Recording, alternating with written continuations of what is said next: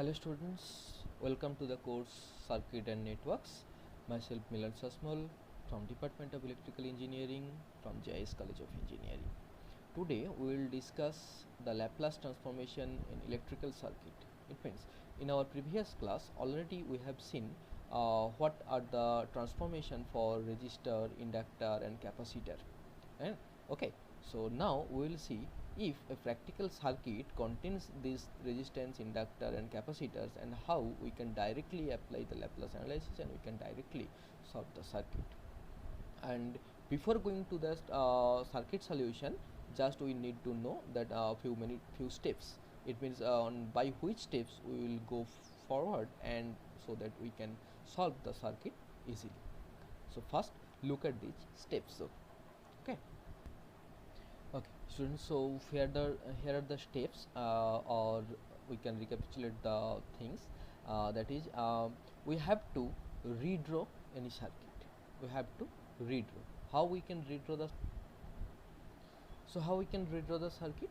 That is nothing but a whatever things we have seen, that in case of resistance, in case of inductance, in case of capacitance, what are the changes are there if they are previously energized or previously some charges are there. We have seen that some sources in series or in parallel with some impedance values that we have seen. So we have to convert, or we have to change the circuit based on that idea, and then if any voltage or currents with values given are Laplace transformed using the function and operation table. So if the voltages and current represented symbolically using I of t and V of t are replaced with the symbol I of s and V of s. So what is it basically? Basically, if the circuit contains suppose any voltage source or any current source are given over there, so we know, suppose any voltage source are over there, it means it behaves like a normal step function. So that amount of value, it as it's a DC value, if it's a DC value, so it's a constant amount of voltage is given there. So we know what are the Laplace transformation of the step function of that particular value. So we have to just take this amount. So if the suppose value is given 5, so we know that if the 5 amount of 5 u of t's are there, so for u of t we know the Laplace transformation, that is 1 by s. So obviously what will be the value of that source? Instead of this voltage source, directly we can write 5 divided by s. So that thing, we have to change the voltage and current source based on the types of source, based on the types. It means whatever voltage source or whatever current source are given, we have to convert it based on the function. It means which types are there. Similarly, if the circuit is given any I of t or V of t, then we have to convert in there I of t and V of t, they are the time domain function for current and voltage. Similarly, we have to convert this I of t and V of t in S domain. So we have to write it in the form of I of s or in the form of V of s. Okay. Now, and the next thing, that is the component values are replaced with the corresponding complex impedance. So whatever the values of inductor, whatever the values of capacitor is given over there, so they are the direct values of inductor and the direct values of capacitor. So for the circuit solution, we need to find out the equivalent impedance for that particular parameter. Okay, so if there are any inductor having L value, we know the equivalent impedance, that is nothing but a L into S, that we have seen. So L into S, or if there are any capacitors, the value is directly given in terms of farad. So obviously we have to write C in terms of 1 by Cs. Okay. Similarly, use of DC circuit analysis technique to write down the S domain equation to solve them. Okay, so after changing all these things, we have to write down the S domain equation, what will be there, and then we have to take the inverse Laplace to get the actual analysis. Okay, so these are the formula, and we have to follow this formula, or we have to follow these steps basically to find to solve any electrical circuit and as per requirement. Okay, so now let's see the circuit or the problems which we are going to solve. Okay, students, so we have this problem. And it's given that there is no initial energy stored in the circuit given over here. and we are asked to find out to I of t and I1 of t and I2 of t for t greater than 0, and it's written over there that here is the I1 current and here is the I2 current. We have to find out these two current when t greater than 0. But one more thing, just it is very important. In our question it's given that there is no initial energy stored in the circuit. So whether there is no initial condition, so as per the previous steps we have seen, if there is no more initial energy stored in the circuit, so there is no need to find out the equivalent circuit for the inductor and similarly equivalent circuit for the capacitor and all that. So there is no more requirement, because previously already in previous day already we have seen that if we go for the inductor and capacitor to this with the equivalent circuit, then there is some current source or there are some voltage source in series with that particular element, and that amount depends upon the previously stored amount or previous amount of voltage or previous amount of current with that component. But as there is no such previous energy stored in the component, so there is no need to draw the circuit again. So simply we can we have to just follow the previous next step. And what is the next step? The next step is that simply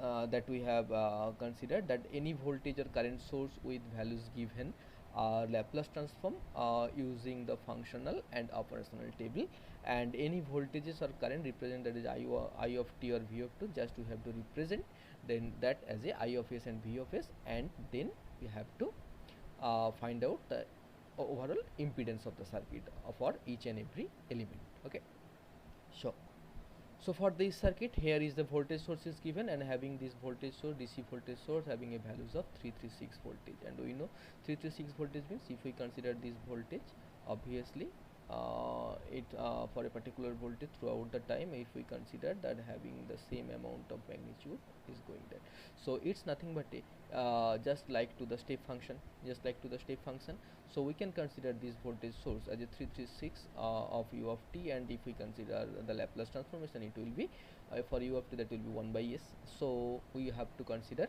this DC voltage as a 336 divided by s, this amount. So this is our new value of the voltage source in S domain. Now this is in Henry, this is inductor value is given in Henry. So as it's Henry, so you have to find out S into L. So S into L means 8.4. So 8.4 S, this is over here. Similarly, this is 10 Henry, so 10 S, so that is over here. So resistance, there is no more changes, so 48, so there is 48 only. Similarly, this is resistance 42, so 42 only. So how will be the equation? So the KCL or the KVL, whatever we have seen in previously in normal in AC circuit or DC circuit analysis, that will be exactly same, no more difference at all.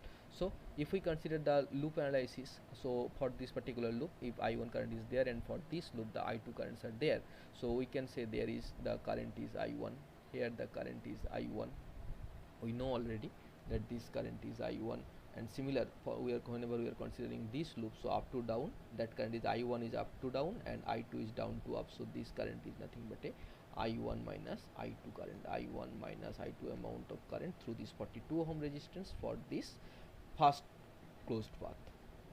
So what we can write? We can write 8.4 S into I1, so we can write 8.4 S into I1, this is the first one, plus I1 minus I2 into 42. So if we write it in again, so simply it will be 8.4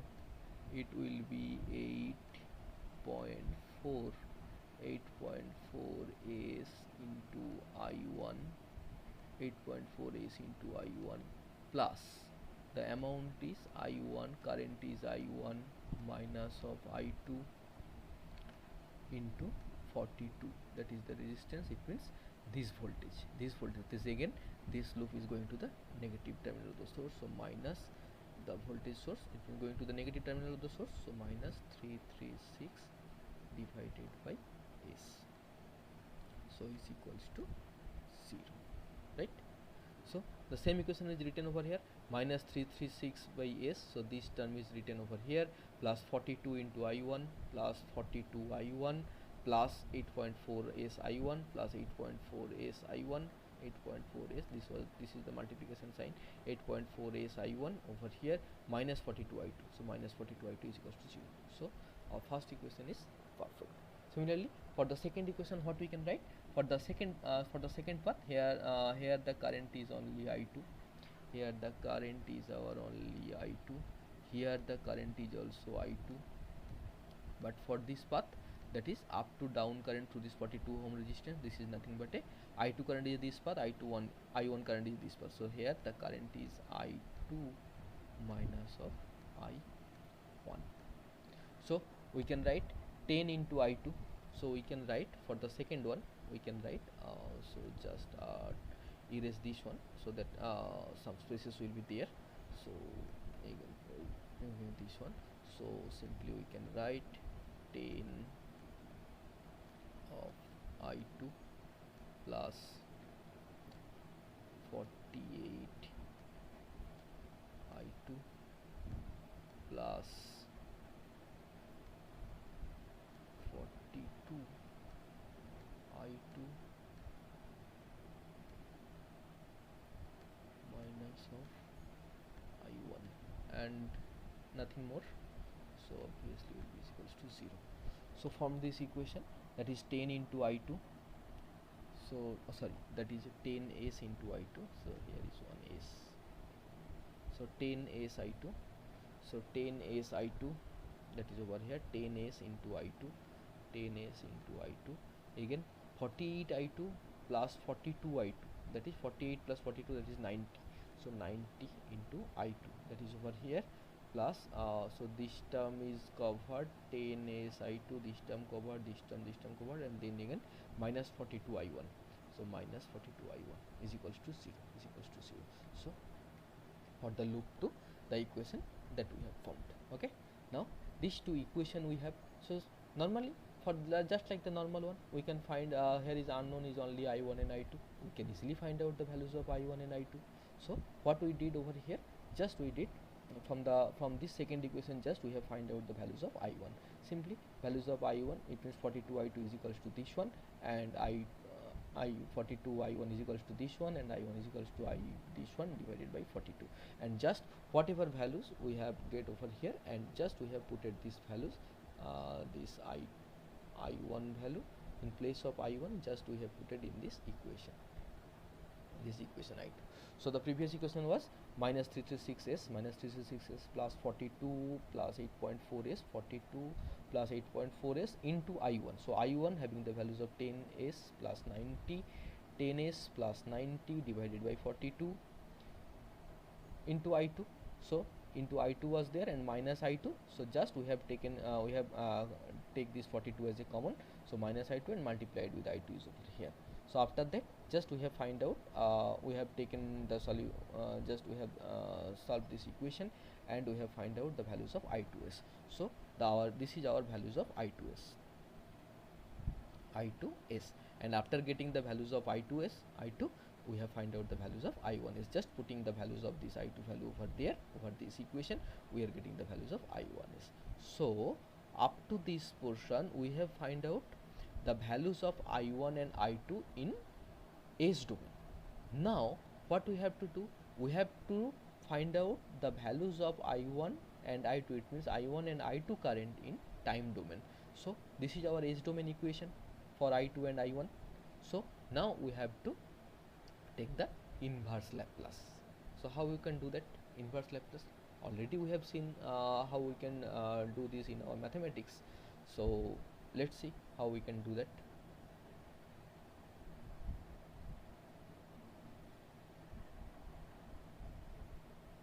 Okay, so the next part is we are ready till over here.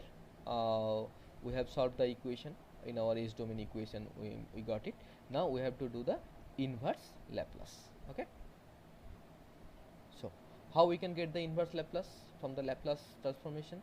This is nothing but a f of t is this one. So the inverse Laplace function we have to go for this particular path, for this particular equation. Okay, So this is very critical to do all this integration and everything. So now there is one more option to do this. So if we have the S domain equation or in S domain format in the form of numerator or denominator, then we can easily or we can directly fetch the value from our table where we have identified that this function has been this function having the particular this amount of S domain equation or this amount of S domain value. Now what is this? For any Laplace transformation, the transformation obviously in numerator and denominator form. That means in numerator some portion will be there obviously in S domain, and denominator also some portion will be there in S domain. And in numerator and denominator, whatever are there, for each cases the whatever the roots for this numerator, the roots obviously they may be real and they may be some complex number, whatever may be there. And similarly for the denominator also, it may be some real number, it may be some, the roots may be some real number, maybe some complex number. So that depends. Similarly, based on that, from this numerator and denominator we can say, we can find out the values of poles and 0. So how we can get the values of these poles and 0? These are nothing but the roots of the denominator, the roots of the denominator if we can find out, and the values of these roots they are called the pole actually. So how we can find out? Suppose this is my equation, this was my equation for the I1 current in S domain. So this is my denominator portion. So as this is my denominator portion, now for this denominator portion, if we break it into some into this addition to some multiplication format, so just we are getting these types of format, that S into S plus 2 into S plus 12. Nothing, it's very simple. So there is no more complexity. It's just simply like that. If we take the common as a S, and then obviously it will be S square, obviously it will be S square plus 14s, S square plus 14s plus 24, obviously it will be over there 24. And if we consider that our denominator will be is equals to 0, if we consider our denominator is equals to 0, and their S is here, and obviously for this term if we take if we convert the middle term factor, if we convert it middle term factor, then there is 24 means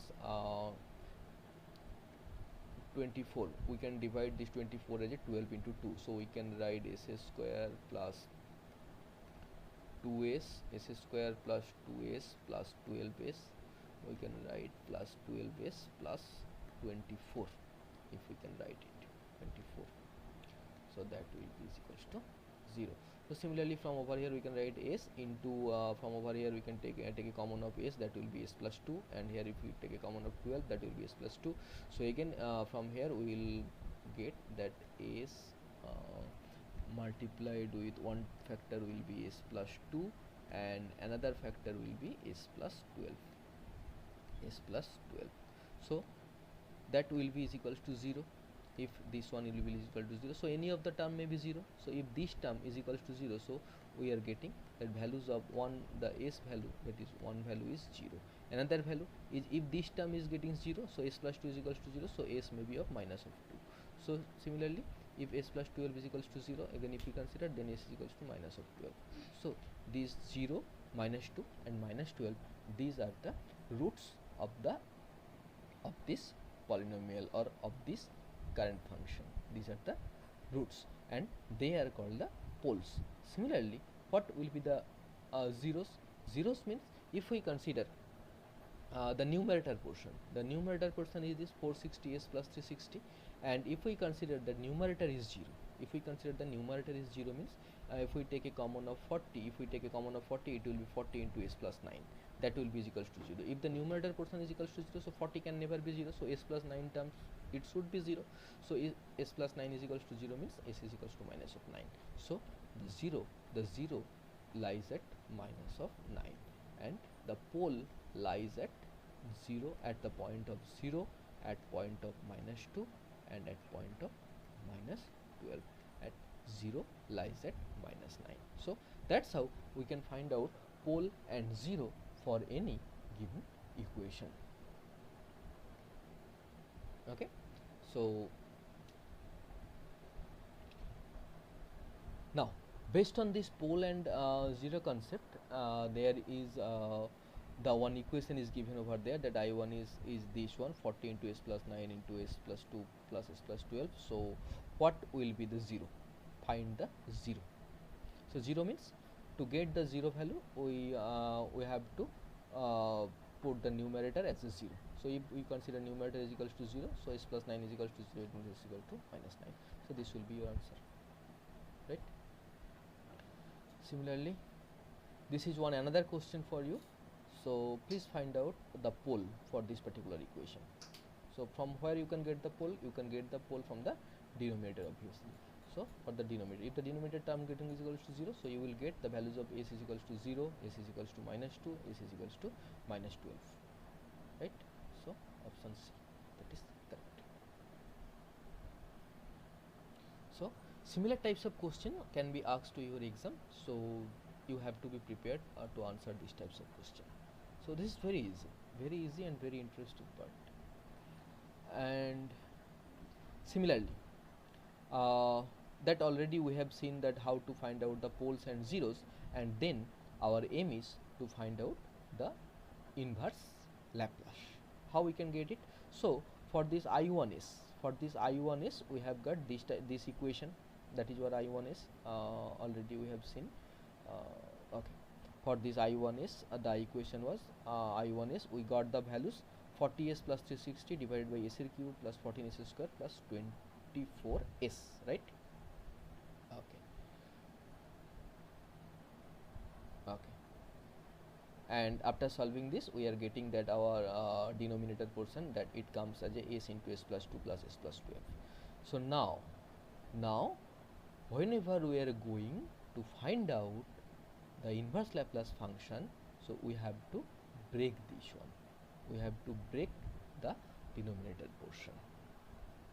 Okay, so this is nothing but the partial fraction that we have did in our mathematics also. So simply we are considering, as there are three different factors as there, s, s plus 2, s plus 12.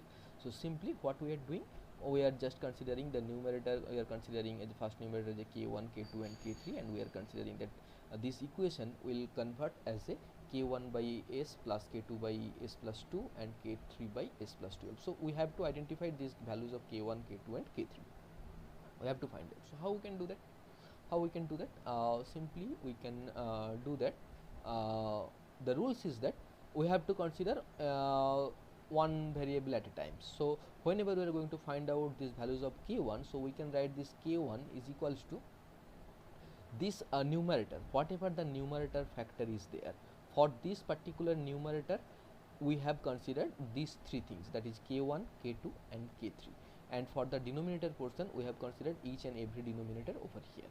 So for this k1, that is the factor, that is the numerator part for this s, that is the numerator portion for this s. So for this overall function, you have to neglect the denominator portion for that particular factor. So whenever we are going to find out the factor k1, so what is the denominator for this particular factor? That is s. So from the main function, neglect this s. So what are the remaining portion? Remaining portion is s plus 2 and s plus 12. Okay, so put it over here, s plus 2, s plus 12, and put s is equals to 0, because here the roots is 0. Three different roots will be there, or three different poles will be there. Based on these poles, what are the values of these poles? That is, one is 0, another one is minus 2, another one is minus 14. So first time we are considering this pole 0. So pole 0 means for this s, so we have neglected this one, and whatever the values is this one, if we put s is equals to 0, then it will be 12 plus 2, 0 plus 2 into is equals to 2, and 0 plus 12 is equal to 12. So 12 into 2 is equals to 24, and here it will be 0.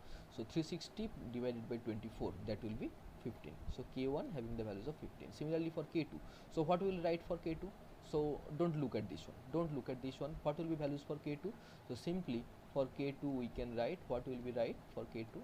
For k2, the numerator function will be as it is, so 40s plus 360, that will be as it is. Okay, so we are going to find out k2 having the numerator as a s plus 2. Okay, so neglect this s plus 2. So the remaining item is s and s plus 12. So the denominator will be s into s plus 12, s into s plus 12. Now what will be the values of s? The values of s means the next pole value. The next pole is minus 2. So now put s is equals to minus of 2.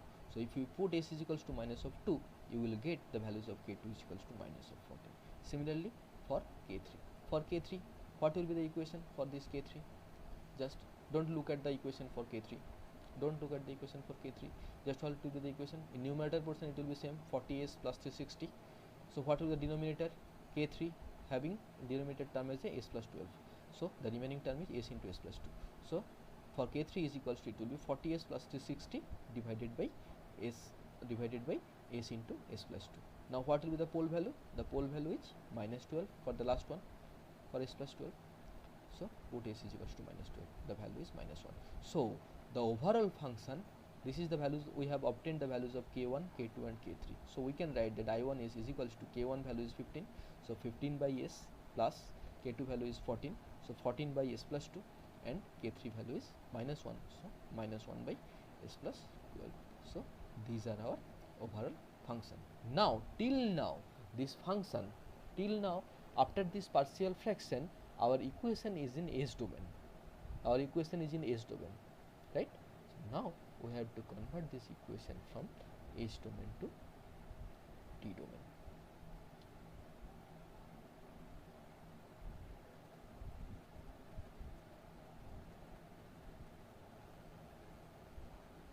Okay. So our equation comes I of s is equals to 15 divided by s, that is it comes obviously as a 15 divided by s.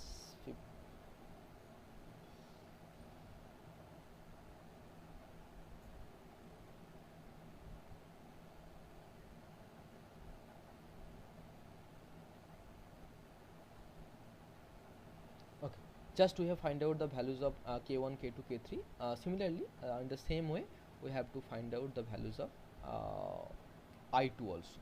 I2 we didn't find it. We are going for later. So for I1 is we are getting 15 divided by s, 15 divided by s plus of minus 14 by s plus 2. So minus 14 by s plus 2 and minus 1 by s plus 2. For I1 only we are doing minus 1 by s plus 12. Now we know. So for Laplace inverse of this whole term, it means the Laplace inverse of 15 by s plus Laplace inverse of minus of this term plus Laplace inverse of minus of this term. Okay. So what do you know? So for Laplace inverse of 15 by s, we can that 15 normally 15 into u of t. We know u of t Laplace is u of t, the Laplace of u of t, that is 1 by s. So the Laplace inverse, so the Laplace inverse of 1 by s, that is equals to u of t. So 15 into 1 by s, we can write it as 15 into 1 by s. So 15 into u of t. So from here we are getting 15 into u of t. So from here we are getting what we are getting actually? We are getting minus 14 minus of 14 into 1 by s plus 2. If 1 by s plus 2. So what we know? So if we consider the Laplace inverse of this whole term, so it will be is equals to minus of 14 into 1 by s plus a. 1 by s plus a, Laplace inverse of 1 by s plus a. What will be the value? It will be e to the power minus 80. E to the power minus 80, because we know Laplace of e to the power minus 80, that is 1 by s plus a. So 1 by s plus 2. So it will be e to the power minus 2t. So minus 14 into e to the power minus 2t. Similarly, minus 1 by s plus 12, it will be obviously minus into 1 into e to the power minus 12t of u of t, that we know. So as this function is over here, e to the power minus 80, obviously u of t for whole function and similarly over is also u of t. So the response is this one, overall response. So 15 u of t, the forced response is this one, and the natural response is this one. It means this is our normal value. So this is the value in time domain for our current, that is I1 of s. Similarly, we have another equation, that is I2s, I2 of s. So find it, the value of I2s, and try to solve it by yourself, and let's check it what is the answer. Okay. Okay. So in today's class we have seen what are the procedure to solve an electrical circuits by using the concept of Laplace transformation, and how we can apply that. And to apply that thing, we have seen how we can put the, or we can change the sources, as there is a voltage source. So what we can write, if there are voltage source, we write that voltage source divided by S, and then we have to find out the impedance for each and every parameter. And then just simply we have written KCL or KVL equation, whatever it required, or that demands based on our circuit, and then we have to solve. Then the equation comes, that is in S domain equation. Then whatever the S domain equation, if required, we have to take the partial fraction, and after partial fraction you can change it in inverse Laplace transformation, and only you will get the time domain response. Okay. Okay, that's all for the class.